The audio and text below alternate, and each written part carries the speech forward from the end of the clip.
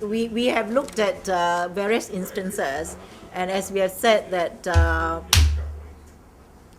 there are some instances where even though we have found like injuries on the witnesses, we are not able to conclusively come to a finding as to how the witnesses have sustained those injuries because of the lack of conclusive evidence, right? Although the injuries were there, but we are not able to ascertain the cause of the injuries. And one particular witness, Yap Jikit, there were injuries. He claimed that, he alleged that he suffered, he was injured, but unfortunately, there was no medical report to support his injuries, right? So we could only take his testimony and the photographs that he submitted. But as to how he sustained those injuries is something that the panel had insufficient evidence upon which we could arrive at a conclusion. Yeah? And then as far as the events before the public assembly, our conclusion on our findings on the role of the media and our conclusion were made as in this report, right? That is before the rally itself. And then as far as Encik Muhammad bin Sabu is concerned, yes, we are able to conclude that his right knee did hit something. His injury was sustained not because of a fall as alleged, but that he did hit a hard object, and that could only be the vehicle. But we are not able to conclude, because of lack of evidence, as to how he came to his knee knocked against the vehicle. Whether the police vehicle hit him, or whether his motorbike hit the car, or whatever, we're not able to conclude. But yes, his injury was sustained because of the impact that resulting from the contact with the vehicle.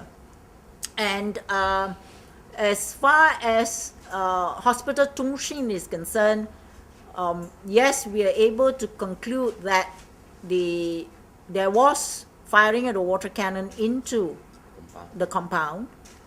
There was also a possibility of gas being fired into the compound.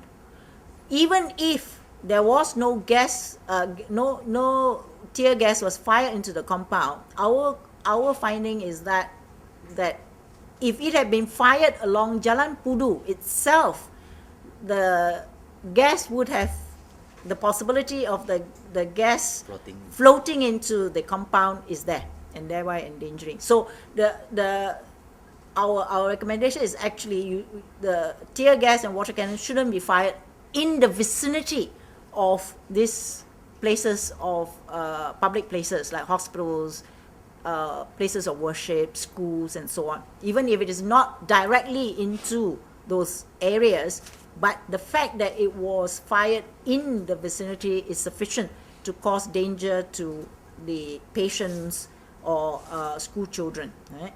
And we found as the fact that it was fired. The other thing about Hospital Tung Shin area was we were concerned that there was water cannon fired from one side and tear gas from the other side, thereby restricting the ability of the participants of the rally from dispersing. Right? So the access was there was no avenue for them to run except into the hospital, and we found also that the police did chase the participants into the compound of the hospital. As far as KL Central is concerned, we find that W27, is it? It's 27. Yeah. Who sustained injury on his cheekbone. We are able to conclude from the medical evidence that that is the result of the tear gas canister hitting the cheekbone, right? And the impact was such that I think there were broken bones inside there, and the fact that his cheekbone was affected showed that the tear gas was fired from an angle that suggests it wasn't fired to the aiming at the on the ground. right? Was fired at the participant, and that's why he hit his cheekbone, and that was quite serious injury. And then the firing of the tear gas, although ACP Wan Bari did say that, and we heard him on the video, that he said ke bawah, right? That it was actually ke bawah, but you actually saw one of the police aiming straight ahead and not ke bawah. Right? And the firing of the tear gas in the KL Central area where the bus depot is, and we have gone to look at the site, right? The site is not fully open, it is half enclosed. The access is a staircase that goes down and an escalator that goes up, okay? And the participants, once the tear gas was fired from the front of the tunnel, had no choice but to move to the back. And when they moved to the back towards presumably the escalator or the staircase, there was another team of LSF waiting there, and they fired the tear gas when they saw the participants running towards them, not knowing that there was tear gas being fired on the other side. Right? So in a way, the participants were hemmed in, boxed in between two firing lines, and that was limited access to get out of KL Central. So we find that that was that should not have happened, right? That there was probably a failure, a breakdown in communication between the two teams as to the firing of the tear gas. Suhakam will pass the recommendation to the PDRM and also submit it, I guess, because there are recommendations about the press, and it is up to PDRM to take whatever action. You'll find that one of our recommendations is that they may want to investigate into how the injury to W27 occurred, right? And also the breakdown of communication along Jalan Pudu in the firing of the water cannon and the gas around the hospital area. Suhakam cannot enforce any bridges.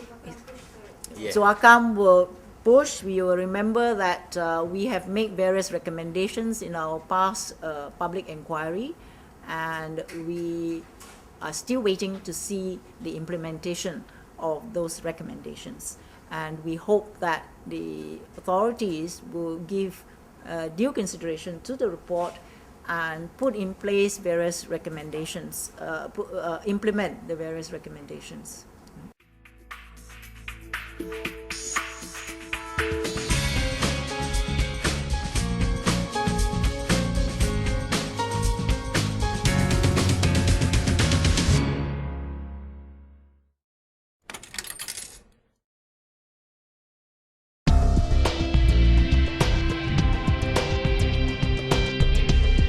Pihak Media Pas melancarkan e-paper, merupakan satu program baru dalam Media Pas asaskan kepada teknologi maklumat yang terkini yang wajib kita manfaatkan.